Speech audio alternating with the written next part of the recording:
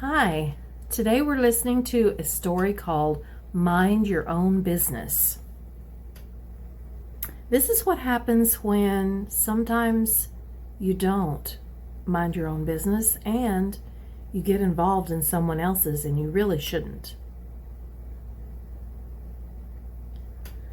The strident car alarm was still blaring in the street, and it was starting to get on Mason's last nerve.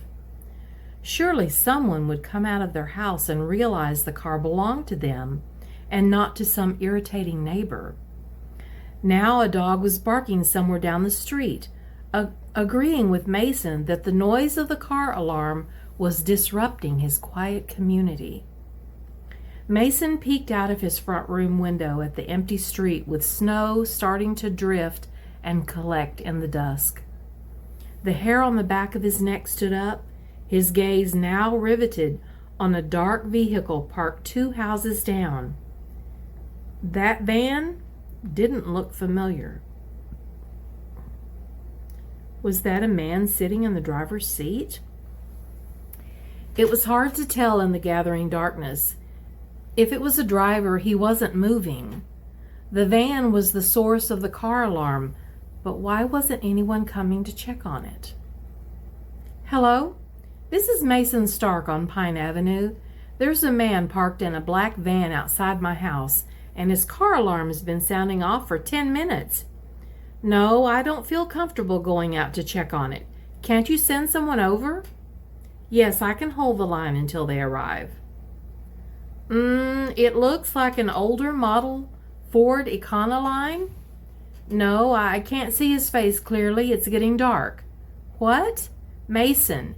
M-A-S-O-N, Stark, S-T-A-R-K. Yes, I live here. I've lived in this house for just over a year. No, by myself. Where do I work? What does that have to do with someone's car alarm going off outside my house? No, I apologize. It's just the sound of the alarm is very irritating. It's like fingernails on a chalkboard. Wait, the patrol car is driving up now.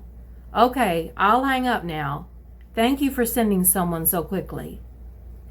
Feeling a little more secure now that the police had arrived, Mason stepped outside and lifted a hand in greeting to the officer who was now approaching the driver's side of the van. Mason drew closer to the vehicle, and the officer made no attempt to stop him. Mason could hear the policeman talking very quietly to someone inside the van, but he couldn't make out the words, so he walked closer to where the officer was talking to the driver. The side door of the van opened silently, and 2 men jumped out, throwing a dark hood over Mason's head and pushing him roughly inside the back of the van.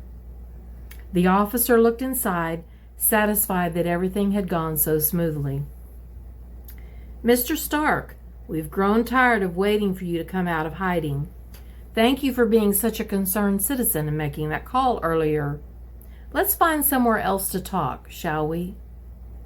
With that, the van drove off into the darkness, and the street was once again quiet, except for the occasional barking of a dog.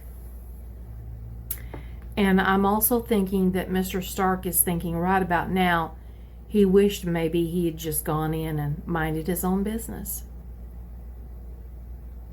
I hope you enjoyed the story, and I hope you'll come back and join me again.